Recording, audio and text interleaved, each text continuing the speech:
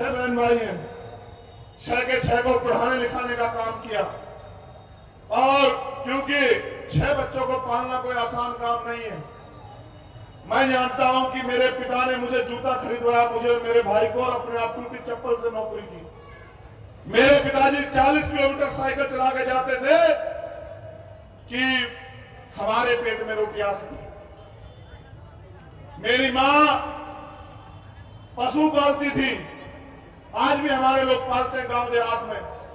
खेत से जाके घास लाती थी। मैं जब स्कूल से आता तो खेत पे जाता, घास की गठरी उठा के लाता, फिर उसको मशीन में काटता। मेरी मां उसे उस दूध को बेच के हमारे लिए खर्चा जुटाती। मैंने गरीबी देखी, धीरे धीरे बड़े होते गए। एक समय आया,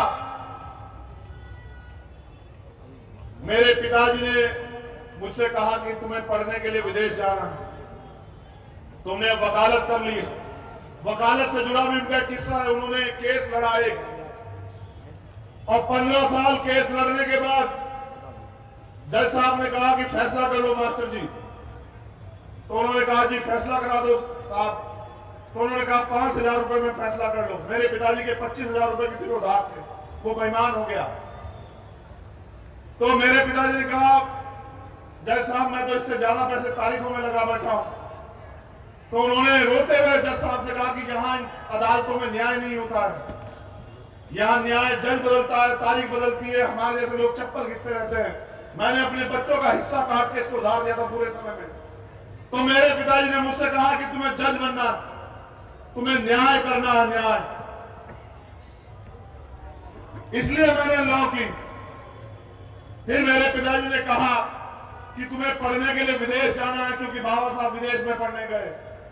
तुम्हें LLM और आगे की पढ़ाई। उस समय यहां पर साइबर क्राइम का बड़ा वो चल रहा था, वकील नहीं थे। तो मेरे भैया विदेश में रहते हैं, उन्होंने, ताऊ जी के बेटे, उन्होंने कहा उनसे कि मैं बात कर रहा हूं, तुम्हें जाना विदेश पढ़ने के लिए, और फिर तुम्हारी इच्छा हो तो चाहे वहीं रह जाना और चाहे यहां आ जाना, क्योंकि मैं चाहता हूं कि हमारे लोग जुडिशरी में जाओ, न्याय करें, क्योंकि हमारे लोगों को न्याय नहीं मिलता। मेरी बात पर गौर करना, ये कहानी आपकी भी हो सकती है। अचानक से मेरे पिताजी बीमार हुए। तो डॉक्टर ने कहा उनको कैंसर। मैं उनको लेके दिल्ली के सबसे बड़े अस्पताल एम्स गया, और 2 दिन तक मेरे पिताजी फर्श पे लेटे रहे, क्योंकि वहां स्ट्रेचर की व्यवस्था भी नहीं थी। जिस आदमी को मैंने अपना, जो मेरा हीरो था, जिसको कभी मैंने झुकते नहीं देखा, जिसके आगे अगर मैंने कोई मांग कर दी तो उसने कहां से पूरी की मुझे नहीं पता, उन्होंने पूरी की। उस आदमी को मैंने पल पल मरते देखा। और फिर एक दिन आया 11 जनवरी 2013 का। बेहतर इलाज न मिलने के कारण मैंने अपने पिता को, मेरे हाथों में मेरे पिता ने दम तोड़ दिया। सुबह के 4 बज रहे थे। इस बीच कोई ऐसा दिन नहीं बीता अस्पताल में उन्होंने मुझसे ना कहा हो कि हर कोई अपने लिए जीना चाहता है, कोई बाबा साहब के मूवमेंट को आगे नहीं बढ़ाना चाहता, कोई मान्यवर काशीराम साहब के अधूरे सपने को पूरा नहीं करना चाहता। चंद्रशेखर मुझसे बार बार कहते, मुझे पता है शायद तुम भी विदेश चले जाओगे, अपने परिवार में शामिल हो जाओगे, लेकिन पता नहीं बाबा साहब का सपना कब पूरा होगा। जिस दिन उनको मैंने खोया 11 जनवरी 2013 को, मैंने ये वचन दिया उनके शव को कि मैं अपने जीवन का आखिरी कतरा तक जो है, आखिरी मिनट तक तो जो है, वो बाबा साहब अम्बेडकर के मिशन को पूरा करने के लिए लगा दूंगा। आज के 11 जनवरी 2013, और ये जब इस बार 11 जनवरी 2023 आई तो मैंने अपनी मां से कहा कि मुझे 10 साल हो गए घर छोड़े हुए, और मैं कोशिश करता हूं कि खाने से पहले भी अगर कोई काम हो तो उसको निपटा दूं।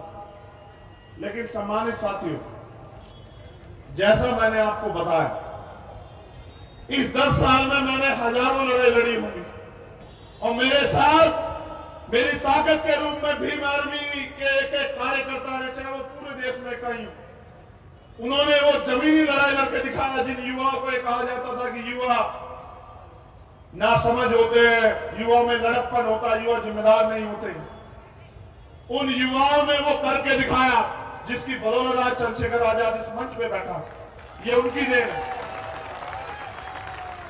वरना जहां से मैं निकल गया, आगरा के भीम नगरी के मंच पे मुख्य अतिथि होना मेरे जैसे गरीब के बेटे के लिए कोई मामूली बात नहीं है। ये समाज का मंच है।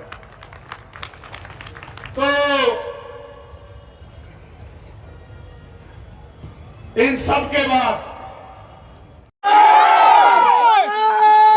साहब आज क्या है, आज क्या है, भगवान बुद्ध की, भगवान बुद्ध की, भगवान बुद्ध की, मान्यवर कांसीराम साहब, मान्यवर कांसीराम साहब,